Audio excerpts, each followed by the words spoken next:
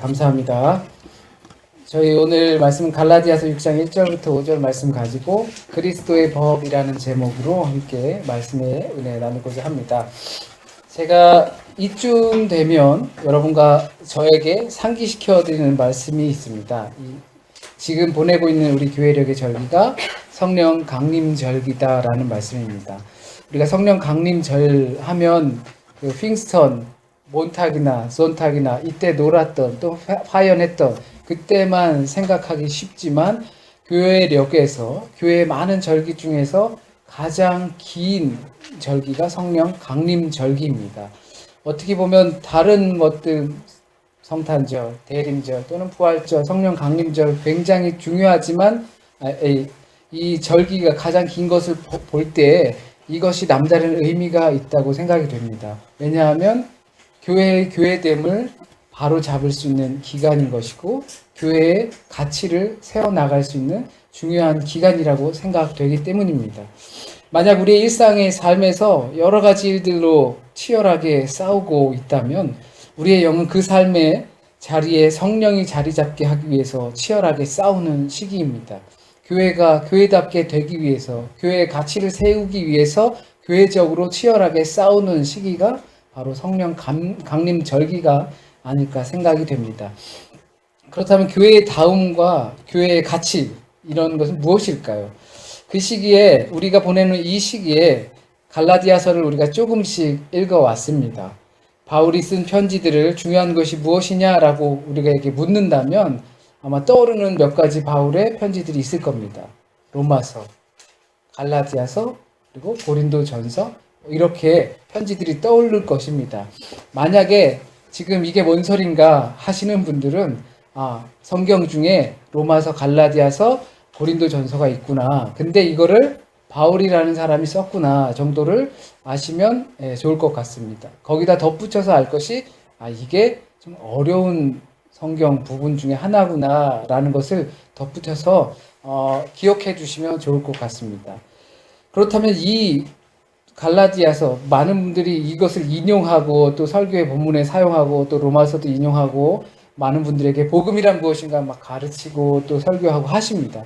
근데 그런 분들이 대부분 설명하실 때 참 어려운 성경책이다라고 이야기를 합니다. 그렇다면 왜 이 부분들이 어려울까라는 것을 생각해 보고 싶습니다. 갈라디아서 여러분 혹시 읽으시면서 이게 뭔 소린가 이해가 안 된다라는 부분이 있으셨나요? 제가 한 5주간 정도 설교를 하면서 이게 도대체 뭔 소린가 라고 이해가 안 되시고 글자가 눈에 안 들어오고 아니면 문법적으로 이해가 안 된다라는 부분이 있으셨나요? 만약에 그랬다면 진짜 어려웠다든지 아니면 제가 설교를 잘 못했다든지 그렇게 되겠죠? 그런데 대부분은 이해는 하십니다. 이게 무슨 소리인지 어렵거나 그런 경우는 없습니다. 그 그리스어를 다 번역해서 결국엔 우리의 말까지, 우리의 언어로까지 읽히게 되었으니까 그런 부분에서 있어서 어려울지는 않을 것입니다. 그렇다면 제 생각에는 왜 이 성경이 어려운가? 왜 어려운가? 독일에 있다 보면 이제 처음 오시는 분들이 독일어가 어려워요. 어떻게 잘할 수 있어요? 라는 질문들 하고 또 받아보신 적 있죠? 그런데 그때 제가 생각하는 건 독일어 잘할 수 있는 방법, 듣거나 공부하거나 이거를 써먹는 거. 누구를 만나고 써먹는 거. 그래서 어떻게 보면 막 이렇게 잘 돌아다니고 막 파티도 잘 가고 막 모임 막 가는 사람들은 참 말을 잘 하잖아요. 그러니까 듣거나 또는 듣지 않은 것까지 듣고 말하고 할 정도죠. 내가 말한 걸 이해하고 내가 말한 걸 누군가가 이해하고 저 사람이 말한 걸 내가 이해할 수 있는 그 정도가 되는 거죠. 근데 어려운 건 왜 어렵습니까? 들었어요. 외웠어요. 공부 다 했어요. 근데 가서 써먹질 않아요. 나만 안에 있으면 그러면 굉장히 어렵겠죠. 언어라는 것도. 어렵다라는 것은 실생활에서 우리가 사용하지 못하는 부분에서 나타나는 그 문제점인 것 같아요. 잘 써먹지 못하고 우리가 성경이 어렵다, 갈라디아서가 어렵다 또는 말씀이 어렵다라고 했을 때 듣고 이해는 되죠. 그런데 내 삶과 그 말씀과 괴리감이 느껴지는 거예요. 너무 간극이 많은 거죠. 말씀을 듣고 이해는 했지만 가서 써먹지 않는 거예요. 서로 사랑하라. 사랑해야지. 한데 가서 싸우는 거죠. 예를 들면 적어도 사랑을 하지 않는 거죠. 이런 부분에 있어서 성경이 어렵다라고 할 수 있을 것 같습니다. 하지만 우리가 지난주 몇 주간 동안 갈라디아서를 조금씩 살펴보면서 오늘 드릴 말씀에 대해서도 결국엔 이러한 부분이 담겨져 있습니다. 과연 얼마나 어려운가, 얼마나 우리의 삶과 거리가 있는가, 아니면 우리의 말씀을 가지고는 있지만 우리가 얼마나 말씀과 거리가 먼 삶을 살고 있는가. 오늘 본문 바울이 갈라디아 교인들에게 편지를 보내면서 마무리를 짓는 마지막 장입니다. 그래서 그런지 그 1장, 2장, 3장, 4장, 5장까지 이 과정과는 조금 다르게 교리적인 내용보다는 좀 교훈적인 내용을 담고 있습니다. 그리스도의 법을 따라야 한다라고 한다는 것이 교리적인 것이긴 하지만 그렇게 하려면 우리의 삶에서 어떻게 해야 한다라는 것을 말해주고 있죠. 갈라디아 교회에 닥친 상황을 조금 살펴보면 갈라디아서 1장과 사도행전 15장에서 이미 언급이 됐던 것처럼 바울이 세워놓은 교회입니다. 갈라디아의 교회입니다. 그런데 예루살렘에서 유대 형제들, 또 다른 형제라고 하는 유대 형제들이 유대 기독교인들이 들어와서 너네 할례 안 받았어? 이게 큰일 났네. 할례 못 받으면 구원 못 받아. 할례 해야 돼. 너네 아직 안식일도 잘 안 지켜? 율법을 안 지켜? 그거 지켜야지 구원 받는 거야. 복음도 좋지만 이거 율법이 지켜야 돼. 율법이 왜 있겠어? 지금까지 있는 이유가. 그런 이유로 인해서 사람들이 복음을 쉽게 떠났다라고 하는 것입니다. 그래서 바울은 율법과 복음의 관계에 대해서 이 갈라디아 교회를 위해서 설명하기 시작합니다. 그러니까 어려울 수밖에 없습니다. 교리적인 내용들이 있으니까요. 왜냐하면 우리가 율법과 복음을 혼재해서 사용하고 또 신앙생활하고 있습니다. 바울은 그러한 상황 속에서 할례도 아니고 유대인도 아니다. 그리고 율법도 안식일도 아니다. 오직 그 모든 율법을 사랑으로 이루시고 그 육체를 십자가에 못 박으시고 부활하신 예수 그리스도를 통해서만 가능하다라는 것을 갈라디아서에서 갈라디아 교인들에게 설명하고 있는 것입니다. 어찌 보면 공분하고 있는 거죠. 화가 났습니다. 예루살렘에서 왔다라는 형제들이 어떻게 다시 복음으로 이루어진 교회에 율법을 집어넣고 있는가. 율법을 우리가 율법화 살기 좋아한다지만 왜 드디어 복음으로 이전된 그 사람들의 믿음을 율법으로 다시 테두리를 싸고 있는가라는 공분에 찬 편지가 갈라디아서입니다. 그런데 이것이 어렵습니다. 왜냐하면 우리는 육체에 쌓여서 프레임을 만들어 잡기 쉽고 이렇게 영적인 지난번에 설명드릴 때 영이라는 것은 잡기 어려운 것이다 라고 설명을 드렸죠. 여러 가지 모양이 있을 수도 있는 것이고 그런데 우리는 물과 같은 이 영을 자꾸 컵과 같은 걸로 프레임을 만들어서 잡으려고 하는 습성이 있다고 하는 것입니다. 그것이 율법화시키려고 하는 것입니다. 왜냐하면 쉽게 믿어보려고 하는 겁니다. 우리가 이 참 잡을 수 없는 것들을 잡아보려고 하기 때문에 그런 것입니다. 그래서 복음에 자꾸 테두리를 만들고 율법화를 하는 것이죠. 복음화시키는 바울의 편지와 그 복음을 율법화시키는 우리의 신앙이 만나니까 이 말씀이 어려울 수밖에 없습니다. 그래서 오늘 마무리는 조금 바울이 쉬운 표현으로 사용하고 있습니다. 아무래도 많이 들어본 주제이기 때문에 쉽게 느껴지시는 분들도 계실 것이고 그런데 많이 들어봤지만 여전히 우리에게는 어려운 부분이 이 안에 담겨져 있습니다. 바울은 본문에서 구체적으로 너 갈라디아 교회 또는 이것을 이라고 말하지 않고 누군가가 그리고 어떤 것을 이라고 조금 불투명하게 구체적이지 못하게 이야기를 합니다. 그런데도 그 안에서 충고를 하는 것이 있습니다. 먼저 공동체 안에서 누군가가 범죄를 저질렀다면 그리고 그것을 들켰다면 그거를 어떻게 충고하라라고 이야기를 하고 있습니다. 그런데 이 범죄 사실이 우리가 가끔 신앙인들이 생각하기에는 나는 하나님을 따르지 못했어. 열심히 신앙생활 하지 못했어. 하나님을 멀리한 삶을 살았어. 그래서 나는 죄인이야. 라고 하는 모두가 죄인인 그 광범위한 죄로 나를 둘러버립니다. 그러니까 여기서 말하는 범죄라는 것이 들통이 난 것은 실질적인 범죄입니다. 자기가 실질적인 범죄를 저지르고 있으면서 이런 보편적인 범죄, 누구나 죄인인 그걸로 물타기를 하는 거죠. 그래서 내가 실질적으로 어떤 폐를 끼쳤고 어떤 손해를 만들었고 누군가를 어떻게 아프게 했는지를 덮어버립니다. 모두가 다 죄인이지. 그러나 여기서 말하는 이 범죄 사실은 어떤 누군가에게 실질적인 죄가 되고 손해가 가고 그리고 상처를 받게 된 것입니다. 그로 인해서 어쩌면 공동체가 어려움을 겪게 되고 또는 그로 인해서 그 한 사람 또 공동체가 과연 하나님이 있다면 어떻게 저런 사람이 우리와 함께하고 뭐 이런 마음까지 품게 되고 그 공동체의 신앙까지도 어렵게 만드는 실제적인 손해를 말하는 것입니다. 그런 사람들이 공동체 안에서 들켰다, 들통이 났다. 그러면 어떻게 해야 하는가라는 것을 말해주는 것입니다.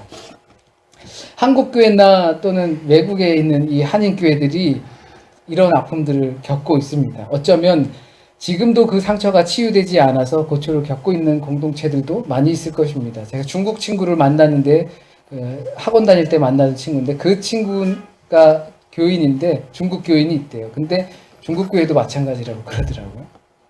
독일 교회도 또 마찬가지라고 그러고 독일 교회는 그 미클리드 샤프트가 있으니까 마음대로 쉽게 떠나지는 못하지만 동네가 따로 정해져 있으니까 이 외국에서 나와 있는 이 교인들이 이러한 상처를 여전히 많이 만나고 있다고 합니다.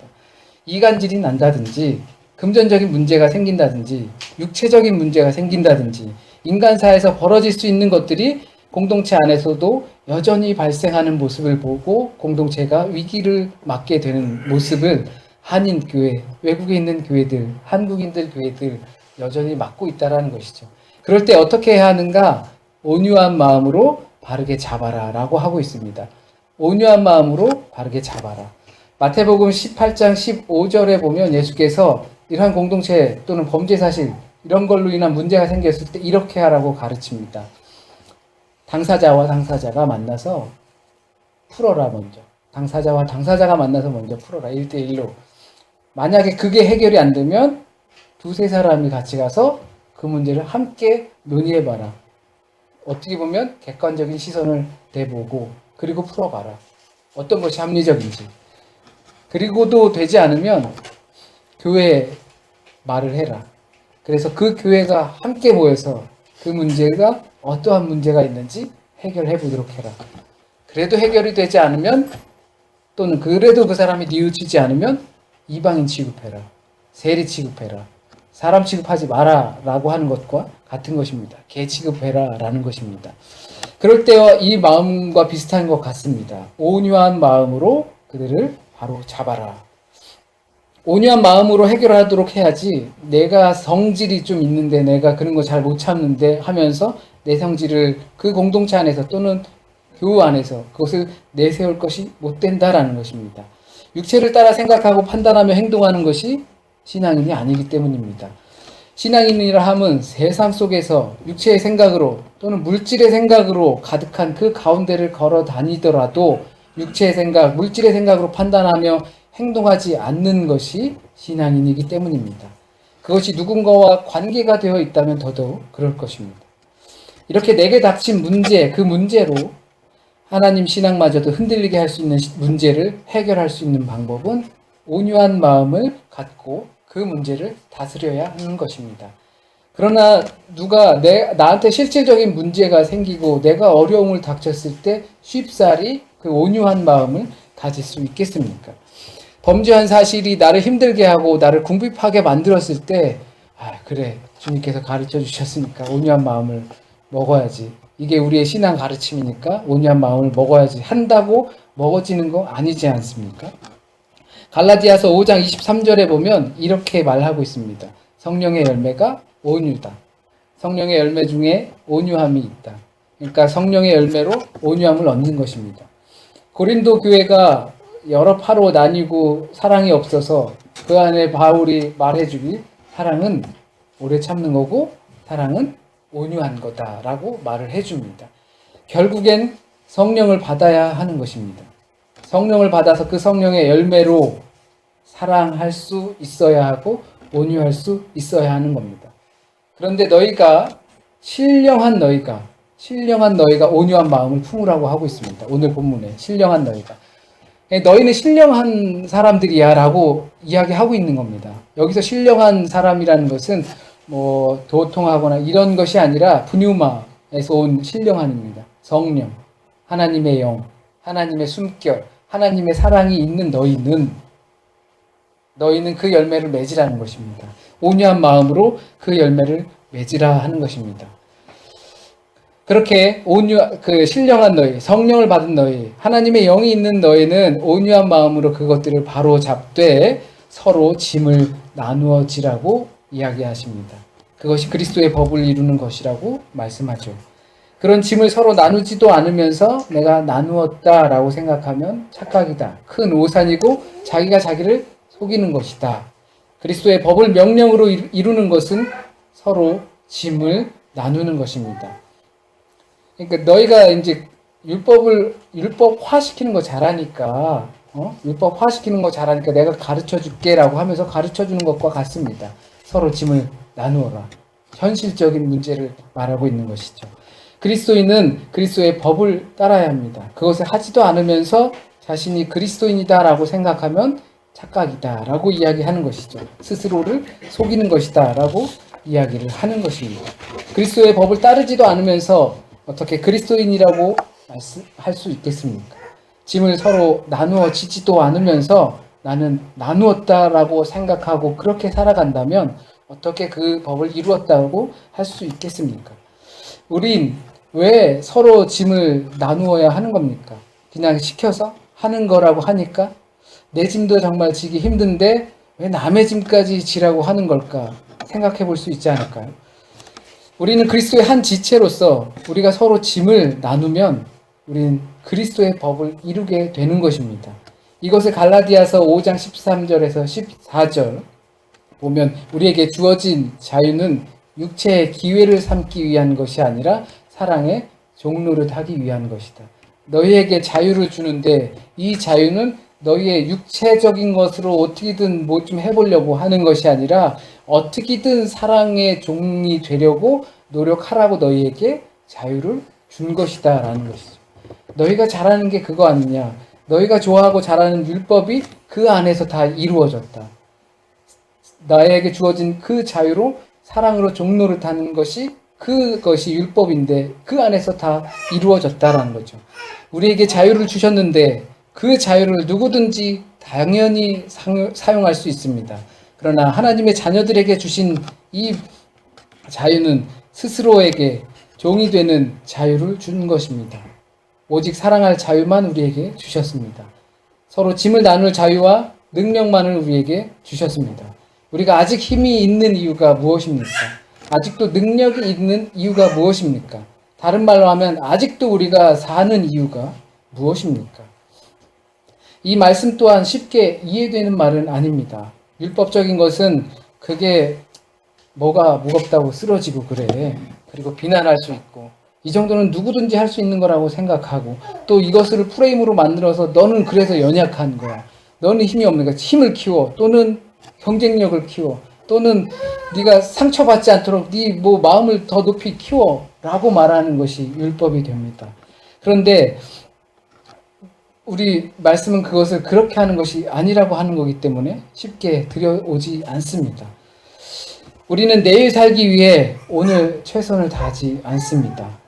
하루살이처럼 살라고 하는 것이 아니라 우리의 모습을 한번 돌아보길 바라는 것입니다. 우리는 내일 살기 위해서 오늘을 최선을 다해서 살지 않는다는 겁니다. 우리의 힘을 비축해두고 또 우리의 에너지를 비축해두고 우리의 열정을 비축해두는 우리의 모습을 보게 됩니다. 이것은 다 내일을 위해서 비축해두고 남겨두는 것입니다. 내일 내가 쓰기 위해서 남겨둔 것입니다. 내일을 위해 남겨두고 비축해두고 이거 내 짐만 지겠다라는 것입니다. 성경에선 이 마음을 우리가 살아가고 있거든요. 그러니까 내일 내가 쓰기 위해서 좀 남겨둔 건데 왜 그 남겨둔 것을 오늘 누군가를 위해서 쓰라고 하는가? 성경에선 그걸 가르치고 있는 거예요. 오늘 너가 남겨둔 그 에너지를 누군가를 위해서 쓰라. 내일은 어떻게 합니까? 내일은 염려하지 마. 내일은 내가 해줄게. 먼저 구할 것은 그거야. 라고 성경은 우리에게 말해주고 있는 것입니다. 그런데 우리는 여전히 내일 내가 써야 되는데 라고 비축해 두는 것이죠. 그러니까 그 내면에 그 마음이 들어가 있는 것입니다. 내일 뭐도 하고 뭐 또는 그 다음에 뭐도 하고 할 때 우리가 좀 합리적이라고 생각하잖아요. 그리고 그거를 적당히 해야 또 미래도 잘 진척이 될 수 있고. 그런데 그 내면을 생각해 보면 나를 위해서 써야지 남을 위해서 쓸 수 없다라는 것이 내포되어 있다라는 것입니다. 그러나 그렇게 되면 서로의 짐을 나눌 수가 없게 되는 겁니다. 이 이야기를 만나의 이야기와 비유해 보면 잘 이해가 될 겁니다. 광야에서 불평불만을 합니다. 너무 먹을 게 없고 이스라엘 백성들이 너무 힘들고 하니까 맛있는 것 좀 주세요. 고기도 한번 뜯고 싶고 이집트에선 그래도 가끔 고기도 뜯고 그랬는데 먹고 싶고 하니까 맛있는 것 좀 주세요 할 때 광야에서 만나가 내려왔어요. 만나가 막 내려와서 그 만나를 먹게 됐죠. 만나가 이게 뭔가 하면서 이스라엘 백성들은 만나를 만나서 만나를 만나게 먹었어요. 그런데 규칙이 있죠. 만나를 먹는 규칙. 만나를 대할 때, 만나를 만날 때 하는 규칙이 있습니다. 뭔지 혹시 아세요? 그날 먹을 만큼만. 근데 그 앞에 전제 조건이 있어요. 일찍 일어나서. 일찍 나가야 돼요. 오후가 지나면 없어집니다. 일찍 일어나서 그걸 가서 만나를 오늘 먹을 만큼만 먹는 겁니다. 가져오는 거죠. 그런데 그렇지 않으면 어떻게 돼요? 썩어서 없어져 버려요. 못 먹게 돼 버립니다. 근데 일찍 일어나야 되는 거예요. 그러니까 내일 또 일찍 일어나야 되는 거예요. 만나를 먹으려면. 그러니까 어떻게 하게 됐어요? 내일 일찍 일어나기 싫으니까 오늘 많이 갖고 오는 거거든요. 그래서 그게 썩어서 없어지는 거예요. 그거 틀렸다라고 하는 겁니다. 그 방법 틀렸어라고 이야기하는 것입니다. 이것이 광야의 은혜입니다. 오늘 먹을 것까지만이라는 것이 광야의 은혜이고 우리가 십자가에 못 박아서 우리 자신을 육체를 그 방법을 없애는 것이고 그것이 성령의 삶이고 은혜의 삶인 것입니다. 우리 육체의 삶이지만 육체와 정욕과 탐심으로 둘러싸여 있는 나를 예수 그리스도와 함께 못 박아서 우리가 광야의 은혜 오직 하나님이 주시는 것만으로 살 수 있는 그 은혜 오늘의 삶을 살라는 것입니다. 내일 위해서 비축해 둘 수 있죠. 보험도 들어놓을 수 있고 무슨 일이 생길지 모르니까 저축도 해놓을 수 있고 우리의 삶은 그렇습니다. 그것이 현실이지만 우리의 미래나 우리의 앞으로의 삶을 생각해 볼 때 어떻게 살 건지 생각해 보라는 겁니다.